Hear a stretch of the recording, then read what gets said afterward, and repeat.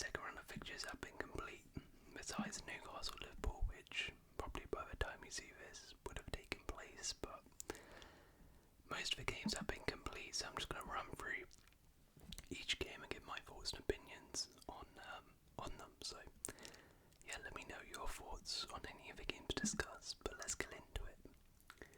So we begin with the Friday night game, which was West Ham 1, Chelsea 5. Goals from Lucas Paquetá, João Pedro Neto, Enzo Fernandez, Moises Caicedo and Trevor Chalobah. An absolute massacre. In this one, Chelsea destroy West Ham. And yeah, look, I'll talk about this from a Chelsea perspective first. We'll get into West Ham and what a mess they are in right now. But from a Chelsea perspective, this is exactly what we needed. And this is a really important win in many ways for us because we started the season off with a really underwhelming 0-0 draw against Palace. The attack was quite dull and it was a real mood sapper because obviously after the Club World Cup we went into this season with quite a bit of hope and optimism, and it sort of all came drained out of us with that quite dull draw against Palace. So we needed a response, we needed a reaction, and we got that here. 5 goals away from home, emphatic victory. It's exactly what we needed to get the confidence back up a little bit and show sort of, I guess, why we were so optimistic going into this season as Chelsea fans. And I also think this was a big result in terms of with Cole Palmer being injured. Obviously he had to pull out in the warm-ups, which is very annoying. I'm not sure how long he is out for. Hopefully it's not too long, but again, we can get into West Ham and how bad they were, but we did manage to score 5 goals without our main man Cole Palmer, which is really encouraging because if you can have a criticism of this Chelsea's team, it's probably that we are a little bit reliant on Cole Palmer, and if Palmer doesn't have a good game or is injured, a lot of the time Chelsea in general don't have a good game and we struggle. But we scored 5 in this one, 5 different goal scorers. João Pedro gets his first Premier League goal for Chelsea. But I mean, the main man was Esteval. Wow, what a performance from the kid, and he looks so good. I mean, just for an 18-year-old coming from Brazil who's never played in Europe before to come in and his first 2 games, because actually I said last week he was quite good against Palace, but even more so this game I was impressed because he came into the team, he was not expecting to play, he got rushed into the team due to the injury. 18-year-old first start in the Premier League and he put in a performance like that. It was absolutely insane. So yeah, great stuff from Esteval. Excited to see more of him. It's a good win. It's a win we needed. West Ham obviously made it very easy for us, but it's really what we needed after a poor start to the season versus Palace, and yeah, a win like that is exactly what we wanted. Now from a West Ham perspective, oh boy. I mean, this was abysmal. I saw something that said this was Graham Potter's best performance as a Chelsea manager, which is pretty funny, but that kind of sums up how bad this was. It was an absolute disaster class. I mean, you thought things were going to change 6 minutes in, they took the lead for an absolute golazo by Lucas Paquetá, and then quickly left it up, and then there was that offside goal for West Ham. Literally from that point onwards, West Ham were abysmal. I've never seen a defence this bad, honestly. This entire backline was all over the place. Mats Hermansen, jeez, wow. I thought it was a little bit of a weird one when they signed him because I I thought he was okay for Leicester, but I didn't think he was particularly impressive. I actually really like Areola, to be honest. I don't know why Hermanson has just come in and replaced him, because that's 2 games now where he's had 2 absolute stinkers. He needs to get dropped. His backline's all over the place. The midfield was getting absolutely cooked. The attack is literally just Bowen and Paquetá. I mean, it's honestly such a mess. West Ham, this squad, this team is nowhere near good enough. They are so underprepared for this season. I mean, how are you coming up against Caicedo and Enzo Fernandez, and you put forward Thomas Soucek and Ward-Prowse as your midfield too? Like, seriously, it's all over the place. They need signings, but Graham Potter also has to take a lot of responsibility, because he's been here long enough now for an identity to be stamped on this team, and he hasn't done so. One of the problems he had at Chelsea, he'd never really stamped his identity and way of playing. We couldn't see it, and we're not seeing it at West Ham. Some real pressure on him now. I wouldn't be surprised if West Ham start making a bunch of signings after this, because they really need to. And honestly, again, I wouldn't be really surprised if Graham Potter is out of the door in the next couple games. If next couple games he doesn't do a good start, he doesn't start winning some games, I think he's gone. Right, next up, Manchester City 0, Tottenham 2, goals from Brennan Johnson and João Pelinha. So, a big game here, and maybe a little bit of a shock here as Spurs go away from home and beat Manchester City. A real statement victory for Spurs in this one. I see a little bit of a shock. I don't think it's like that shocking. I was expecting City to win this game, but I'm not like sitting here stunned for multiple reasons. Firstly, I mean, Spurs just always seem to beat Man City. They're always their bogey team, aren't they? 2, Manchester City did great against Wolves, but we can't just ignore what happened last season. There's still a lot of systematical problems with this Manchester City team. And 3, Spurs, I do think are going to do very well in the big games this season, because Thomas Frank, his Brentford sides, have notoriously done amazingly against the big 6 and the big teams. They've literally gone to Man City and beat them away. They've beaten Arsenal multiple times. They've beaten Chelsea multiple times. They do very well against bigger sides, because Thomas Frank is a much more sort of pragmatic, tactical manager, and he knows how to set up a team against these big sides. And we've seen it already, and we've seen it here, because the game plan was fantastic and Spurs were sensational in this game. Defensively, absolutely superb. Romero, absolute beast. The midfield, amazing. The team was just so physical, so up for the game. Winning every ball, they were brave, they were pressing when they needed to, and it was a fantastic performance. Richarlison, I mean, this guy, he looks a completely new man. It's absolutely unreal what Frank has got out of him in just 2 games. But yes, Spurs look really good. It's a big win for them. As I said, I do think Spurs in these big games can do very well under Thomas Frank. I want to see them sort of over a 10-15 game stretch, how they do though against maybe some lesser opposition. But I can't take anything away from this win. A huge win for Spurs. And what a great start for Thomas Frank at Spurs, beating City away. Now as for Manchester City, as I said, they made a great start. Sound like Irish, yeah? They made a great start versus Manchester City versus Wolves. Sorry, all over the place right now. They made a great start versus Wolves in their first game, and they did look really good. But maybe we shouldn't have got too carried away, because it is Wolves, and I did say in that preview that I thought it was going to be a great test for both teams. This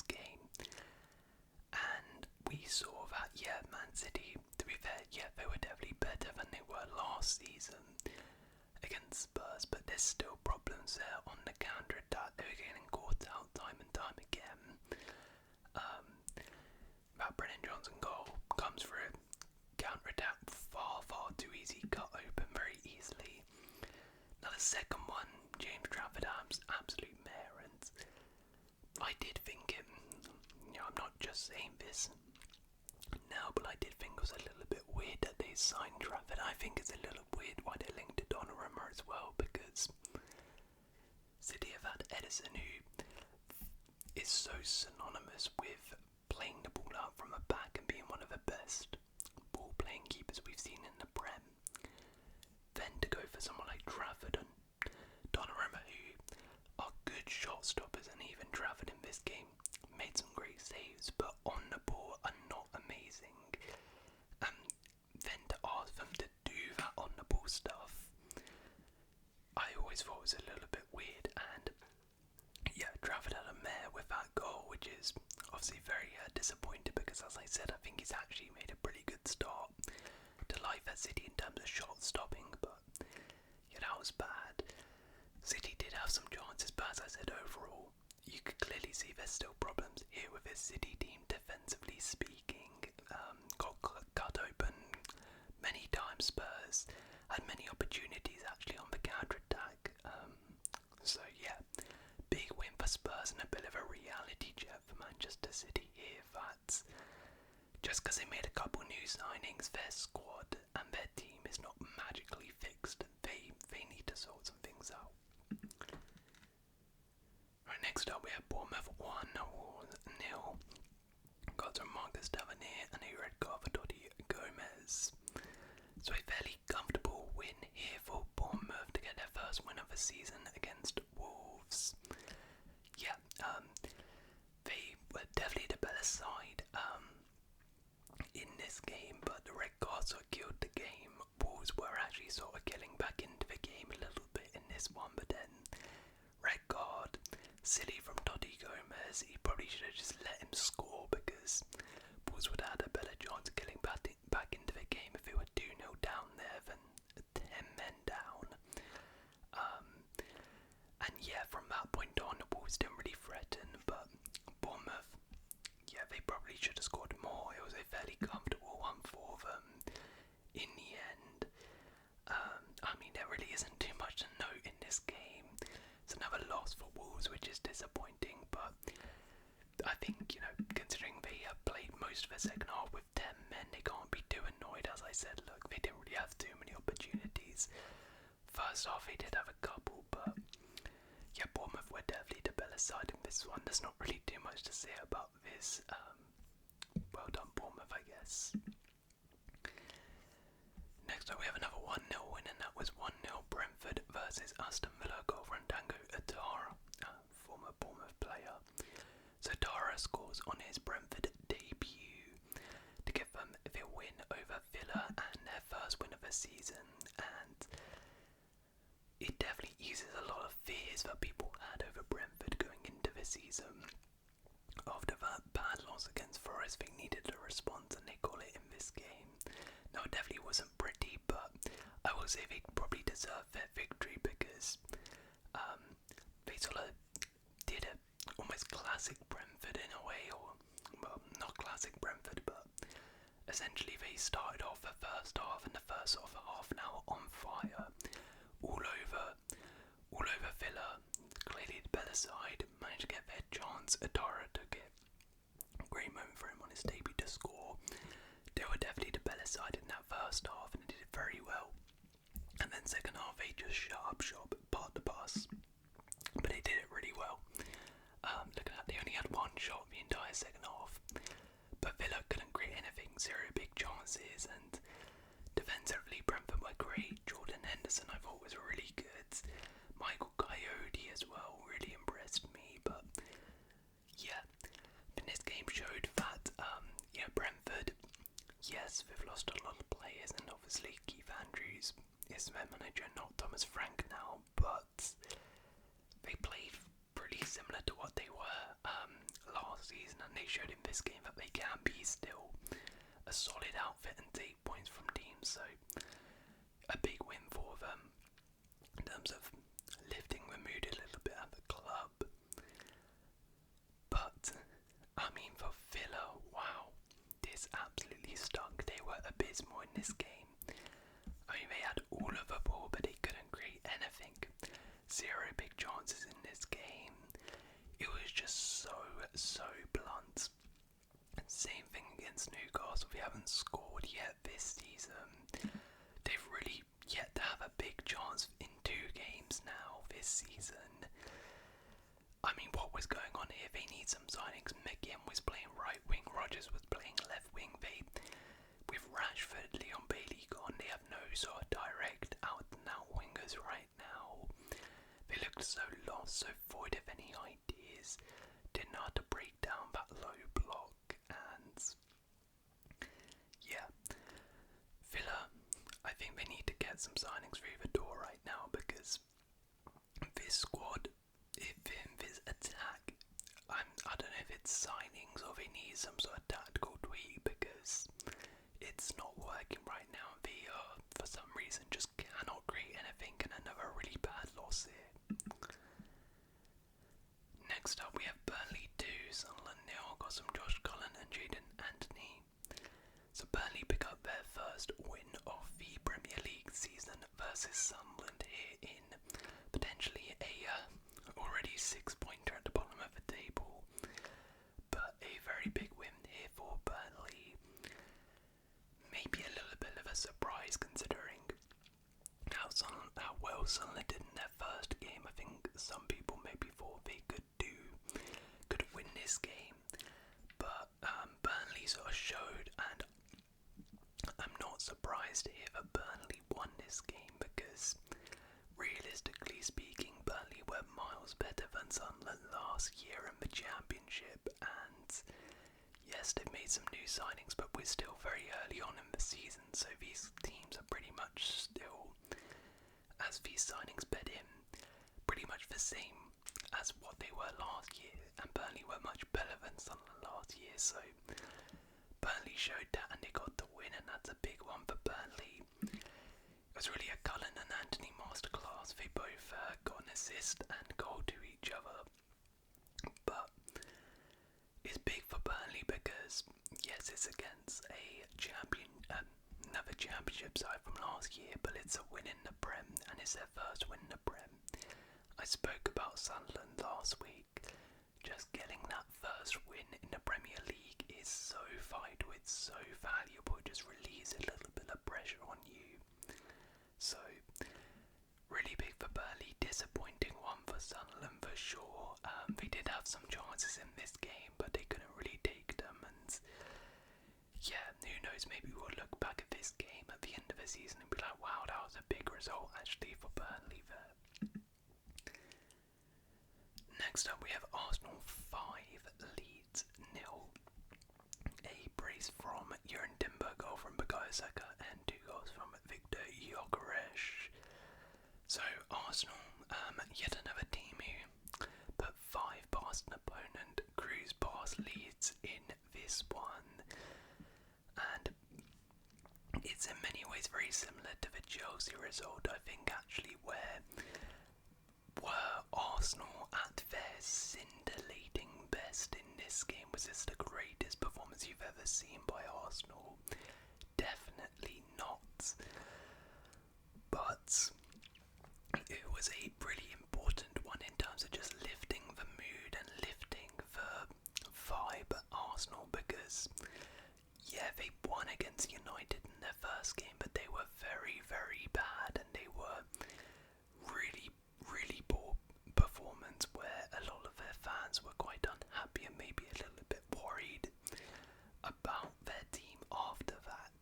And of course it wasn't the greatest of debuts for Victor Gyökeres last week, but this game just sort of settled all of that. Victor Gyökeres getting a brace, Arsenal scoring 5 goals, 5-0 win. Yeah, like I said, just sort of settles out nerves, just calms the fan base, increases a bit of confidence into the team and the players.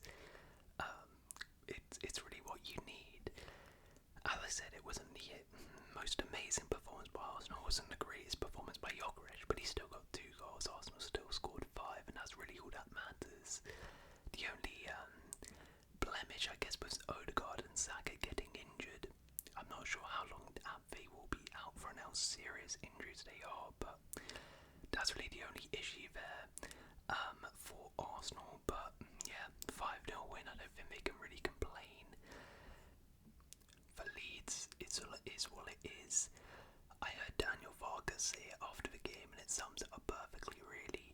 This isn't a season-defining game. Obviously, it sucks to lose 5-0 to anyone, but you are going away from home against a team who will be challenging for the title, and I actually think Leeds, 2 goals from corners, a penalty.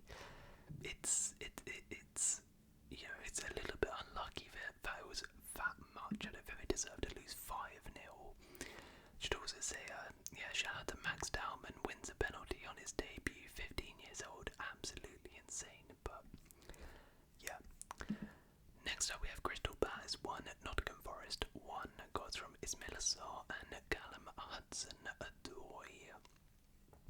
So the Europa League, UEFA Derby, whatever you want to call it, after everything that happened with the Conference League and Europa League, this one was going to be a spicy one. Ends up a draw in the end, and I think it was probably a fair result, to be honest. Neither team in this game was particularly great, to be honest. Palace had a couple decent chances in the first half, but couldn't take all of them. The goal came from Morgan Gibbs-White. I mean, I don't know what on earth he was doing for that goal, but yeah, that was silly. And then Hudson-Odoi with a goal. Dan Ndoye with an absolutely insane assist there to cut open the Palace defence and get Forest a draw. And yeah, that was probably a fair result. Obviously, Palace's first game without Debriche Eze. Probably if they had Eze, they might win this game, but it is what it is. I'm sure they get someone in to replace him. But yeah, ends a draw in this one. Everton 2, Brighton 0. If there's loads, there you go. Goals from Iliman Ndiaye and James Garner. So a historic one. This one, the first ever game in the Hill Dickinson Stadium for Everton. And I must say, that new stadium looks absolutely fantastic. It really does. It's absolutely huge. Looks really nice, at least from the TV and the inside. And it doesn't, it doesn't look like sort of like the London Stadium where it's like, not really intimidating or anything. It still feels like sort of Everton-esque where the fans are right on you, but looks really modern, looks really clean, I must say. And a great way for Everton to kick off their first game in that. Iliman Ndiaye, almost poetic. I believe he was the last goal scorer in Goodison Park, and he is now the first goal scorer in Hill Dickinson Stadium. Everton get a win, 2-0 win to kick off their era in this stadium. Jack Grealish with 2 assists. I mean, the second one, to be honest, but just a James Garner banger. But the first assist was unreal, and Jack Grealish already looking very good for Everton. Everton in this game were kind of lucky, to be honest, to actually win this game, because Brighton had fair few chances.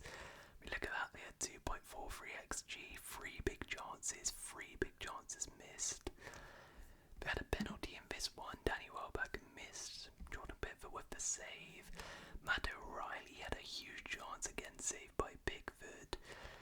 Hit the post a couple times. Matoma had a great strike at the woodwork. I mean, Brighton just could not put the ball in the back of the net. But Everton made them pay. They were clinical in the final third. And yeah, a great way for Everton to get a win in their first game at their new stadium. But to be fair, they were quite fortunate, and they probably need to up their game a little bit going forward if they want to keep winning games. And Brighton need to sort out, we need to do some finishing drills, because that